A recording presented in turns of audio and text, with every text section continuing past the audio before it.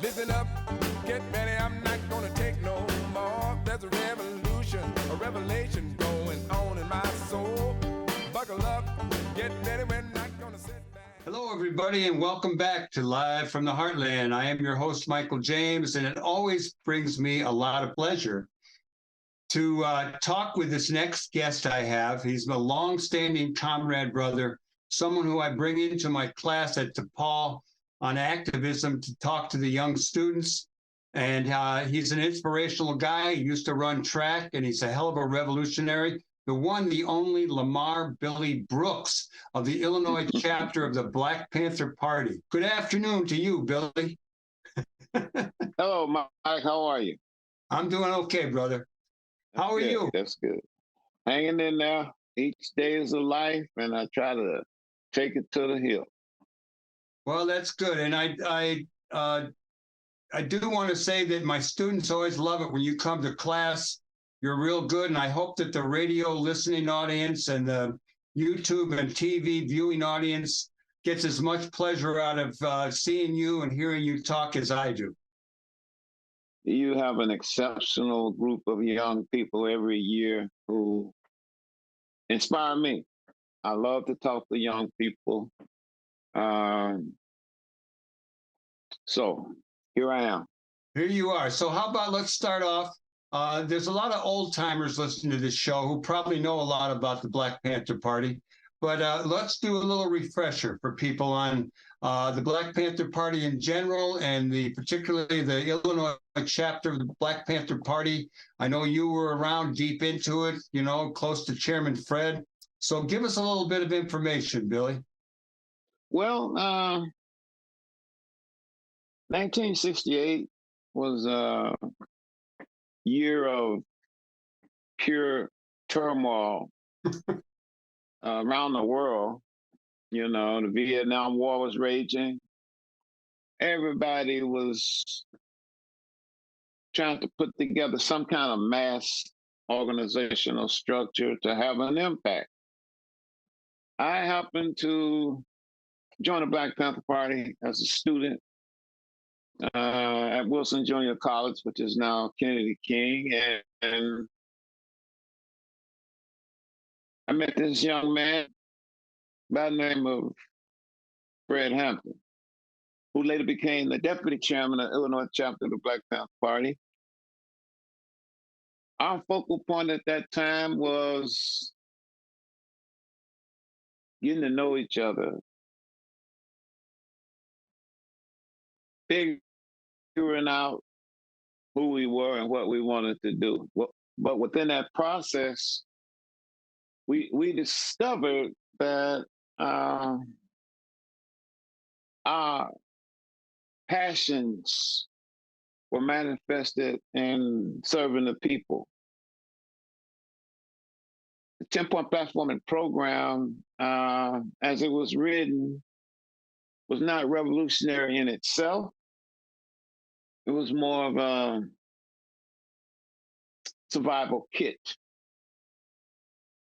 This is something I've learned over the years of struggling. And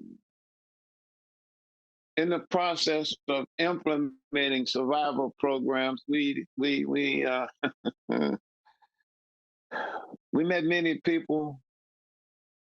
We made many enemies. Biggest enemy were the Chicago Police Department and the mayor at that time, Dick Daley, and the state's attorney's office with Edward V. Hanrahan. He had a compatriot named Richard Jollibick. And we got to know those cats pretty well. Our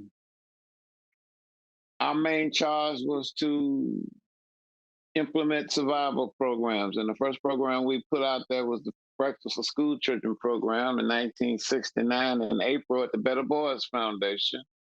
We also immediately began working on a medical center, Spurgeon Jack Medical Center on 16th Street. 3950 116th Street, right across the street from Penn School. All these various and sundry activities, as I said earlier, brought us a lot of enemies. But it also allowed us to integrate ourselves into the community, not just the Black community, you know, but the brown community, you know, the white community, you know, wherever people wanted to struggle, you know, that was our whole understanding, you know, developing allies and building coalitions. And I think that more than anything else created an opportunity for them to vilify us to a point where they could just pretty much do whatever it was they wanted to do to us, you know, as an organization. You know, their number one process was COINTELPRO. You know, so when I talk to young people today, I emphasize that it's very critical that you are able to vet people that you associate with. We didn't have social media then, but now you can vet people like that. You know, there's no more William O'Neills out here. You could check them out. And that was one of our main bugaboos, just trusting people, you know. So if you're going to struggle, make sure you're struggling with someone that you can ideologically and philosophically and politically engage with so you can get better at what you do. Billy, you mentioned William O'Neill. Let's just let the people know who he is. I remember talking to him once when I was in the courthouse at 26 in California on a bus that I had, and that's before I knew who he was and what he did. You want to let everyone know about him? Well, I mentioned the word COINTELPRO, which was a government program sponsored by J. Edgar Hoover Of the FBI. and the FBI. And the whole intent of it was to identify people who could infiltrate your organization and create havoc, you know, disruptions to keep people on edge. Because of COINTELPRO and folk like William O'Neill, who was very instrumental in the assassination of Chairman Fred Hampton on December the 4th, you know, and they still do it today. You know, as long as you're struggling against injustice and white supremacy, you're going to have that issue, you know. And Mike know it well, you know, that one of our biggest obstacles was developing camaraderie. You know, I would say 85, 95% of the people who went to jail because of trumped up charges, which were instigated by the FBI. You know, yeah. You know, and William O'Neill was a prime example.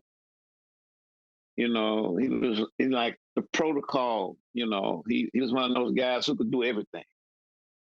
You know, whatever you need, O'Neill could get. So if you got an O'Neill around you, be careful. Watch him.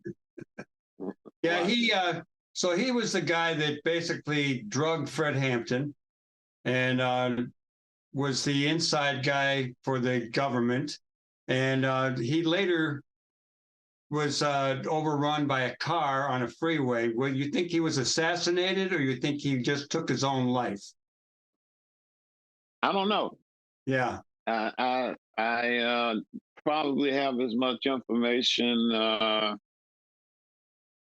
but he was such a coward that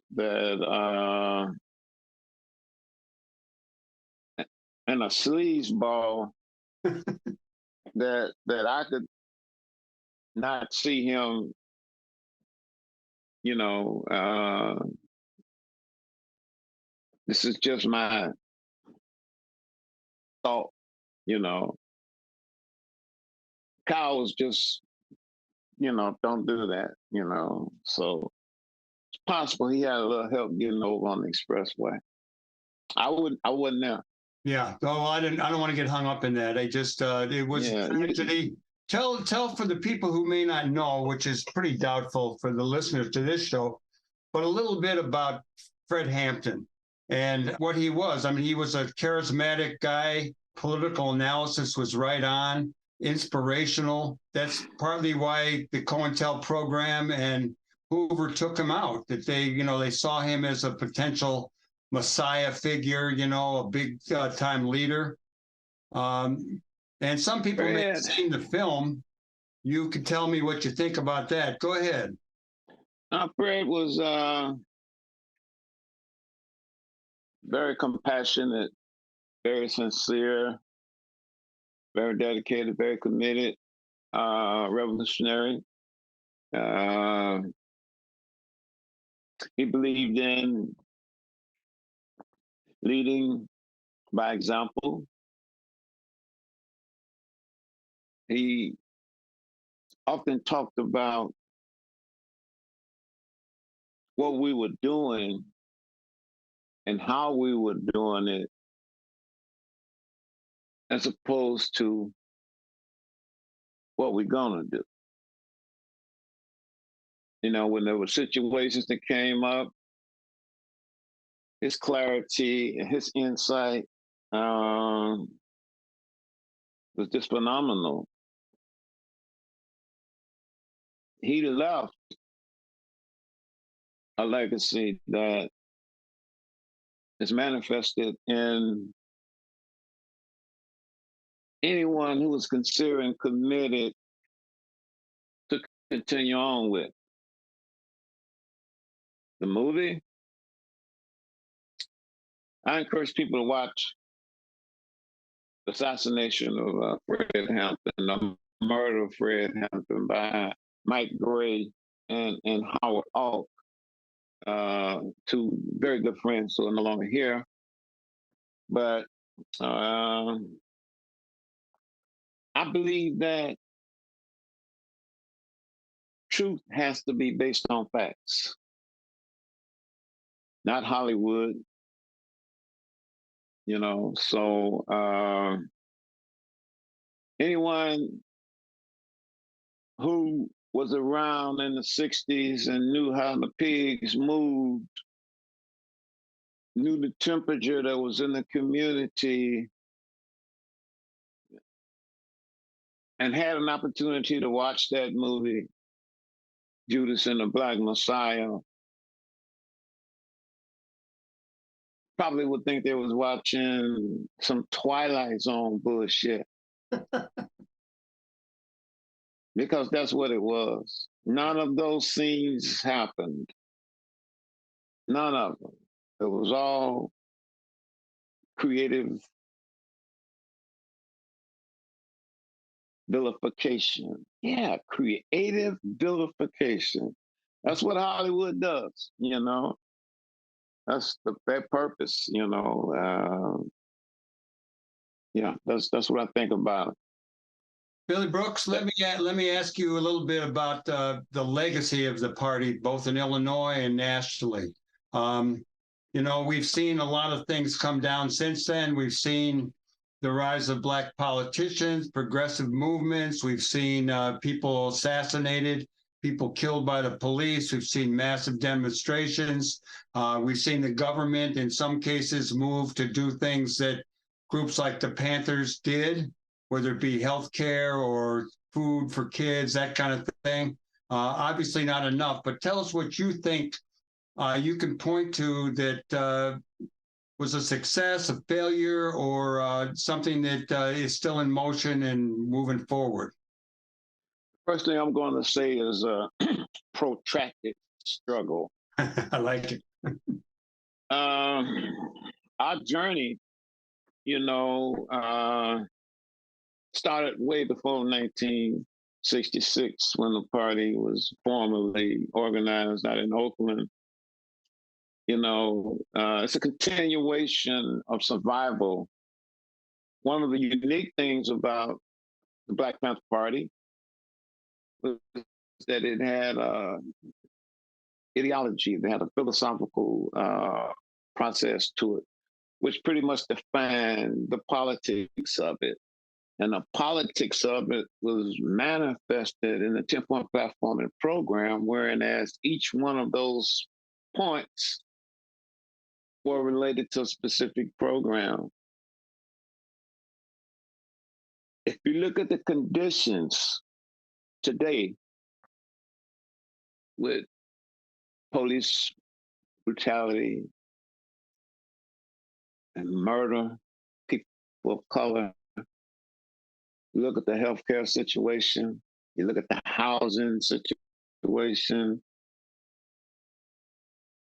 you look at the judicial process, you look at the criminal justice system as part of the penal colony, as Huey used to say.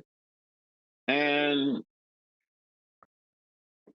that struggle is still going on for social justice on so many levels because we did not get to a point where we could physically process it.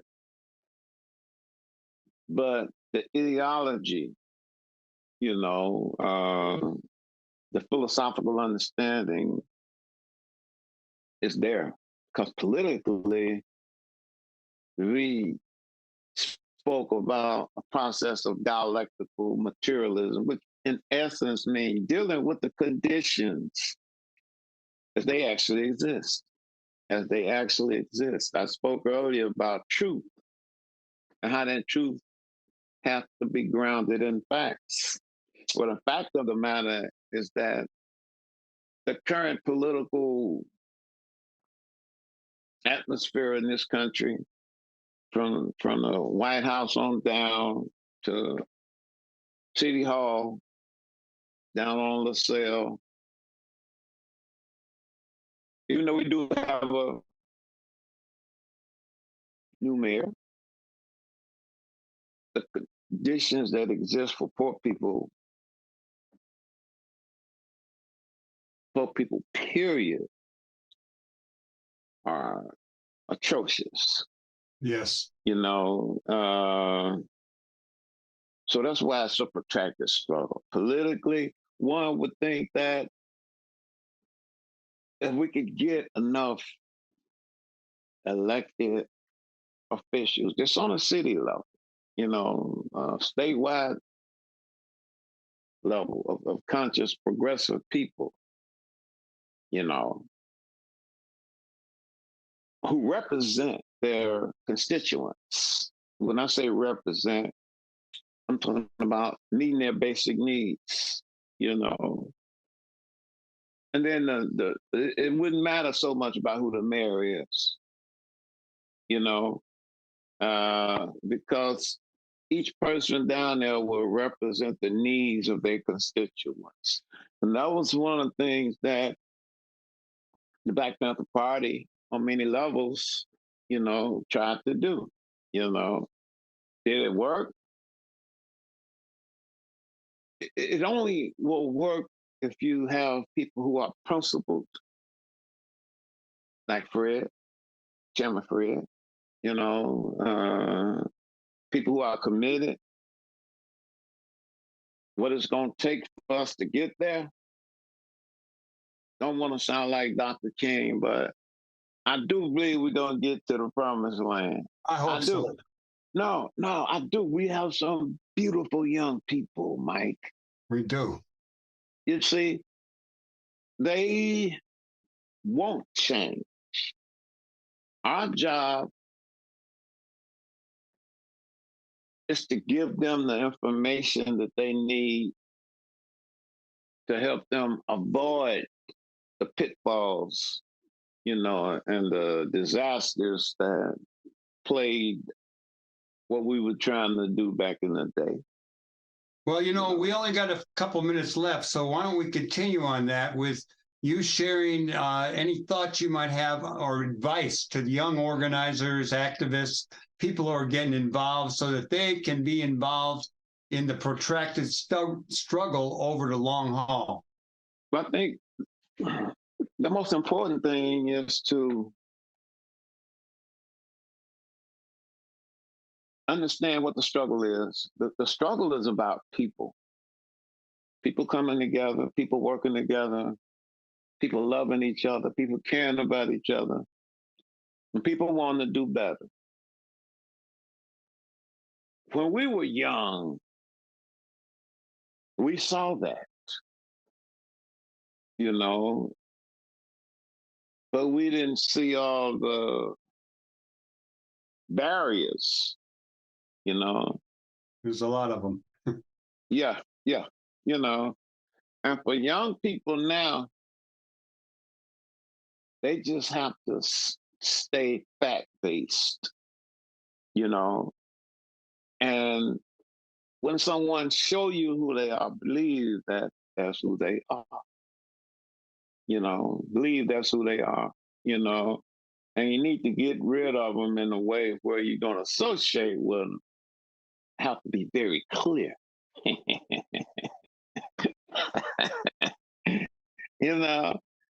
It's just like, like I tell your students, if you picking a partner, you want to know about that partner. That partner gonna want to know about you.